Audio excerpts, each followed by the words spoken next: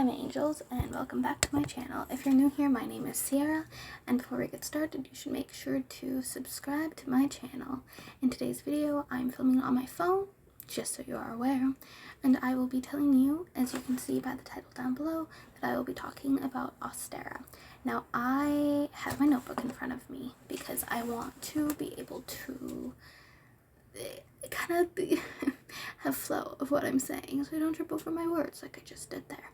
But basically, Ostara is from March 19th to the 23rd, and in 2021 it's from March 21st to 22nd.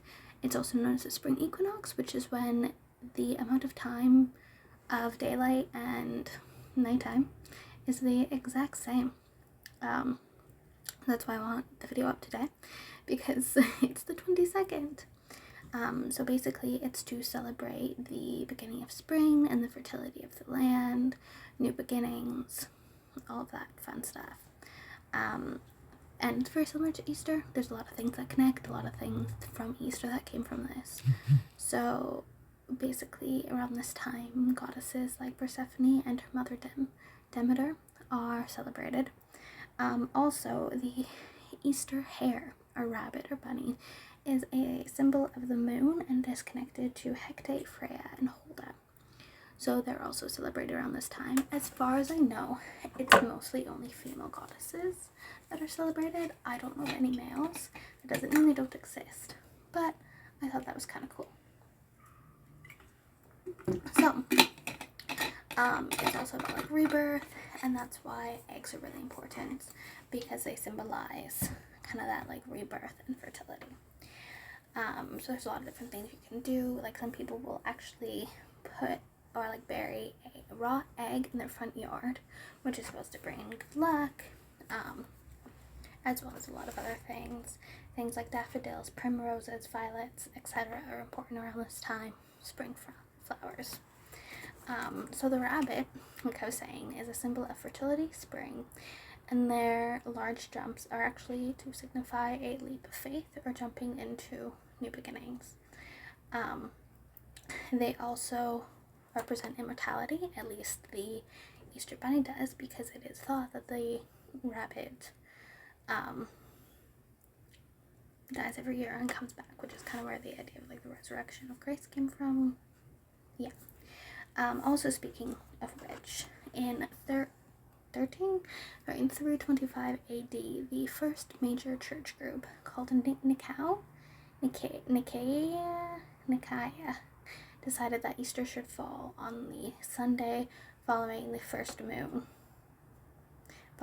full moon after Easter, and that's why Ostara. Let me repeat that because I just messed that up. So it was decided that Easter should fall on the Sunday following the full moon after Ostara. So that's why Easter changes, because it depends on the full moon.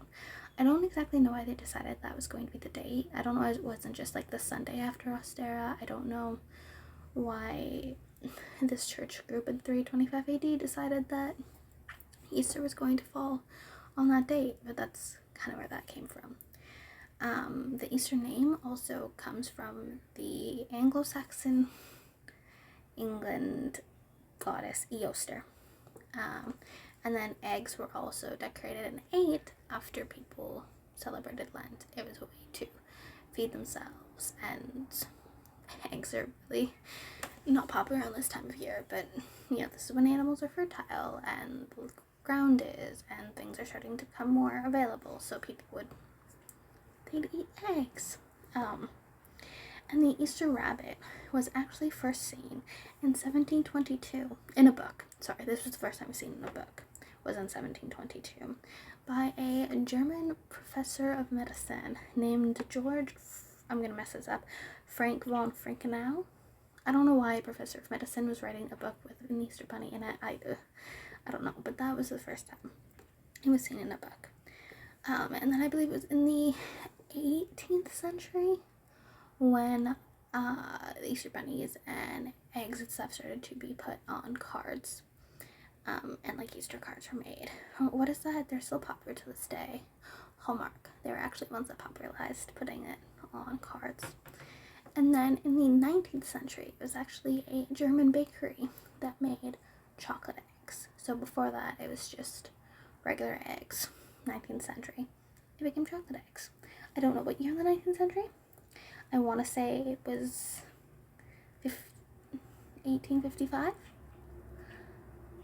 or 1920 something. But I don't know. I just know that it was in Germany.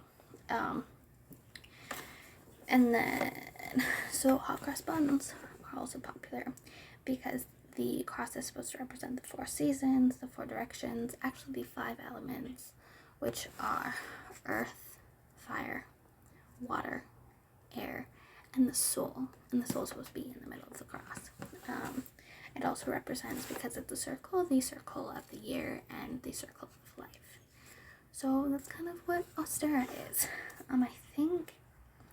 Oh, also Ostara was also the Germanic goddess of spring and dawn, which kind of has to do with the fact that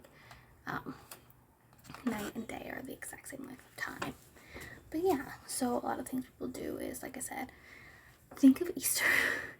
A lot of the things are the same because Easter kind of came from Ostara, but I got to celebrate that this weekend, which I was very happy about. Anyways, I think I'm going to end the video here. Let me know down below if you guys want to know anything more about Ostara. And I think for the next, every holiday that is, important to me, my religion, which if you're curious what that is, that will be coming soon. So, again, make sure you subscribe. But I'll be telling you guys kind of where different holidays came from and things like that.